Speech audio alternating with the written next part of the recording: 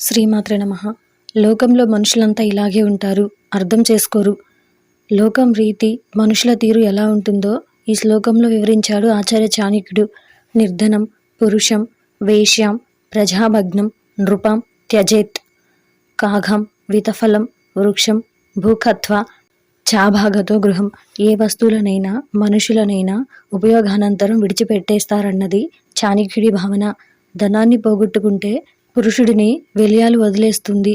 అప్పటి వరకు ప్రేమ ప్రదర్శించిన వెలియాలు ఆ వ్యక్తి దగ్గర ధనం లేదని తెలిసి పట్టించుకోవడం మానేస్తుంది, విముఖత చూపిస్తుంది.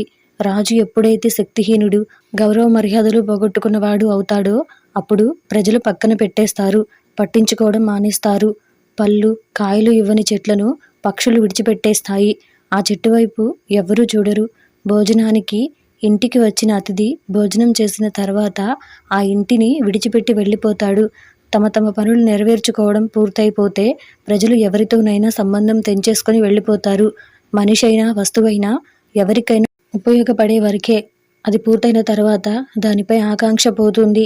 గృహీత్వా దక్షిణాం విప్రాంత్యజని యజమానకం ప్రాప్త విద్యా గురుం శిష్యః దగ్ధారణ్యం మృగస్తథా. దక్షిణ తాంబూలాలు పుచ్చుకున్న తర్వాత బ్రాహ్మణుడు యజమాని ఇంటిని వదిలి వెళ్ళిపోతాడు.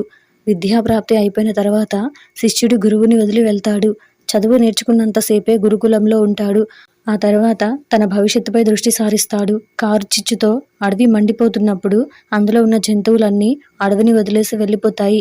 అంటే ఎవరైనా కానీ లబ్ధి ఉన్నంతసేపు అక్కడ ఏదైనా ఉపయోగం ఉన్నప్పుడు మాత్రమే ఉంటారు. ఆ తర్వాత అక్కడి నుంచి వెళ్లేందుకు ఏమాత్రం ఆలోచించరు. లోకం రీతి, మనుషుల తీరు ఇలాగే ఉంటుందని చాణక్యుడు బోధించాడు.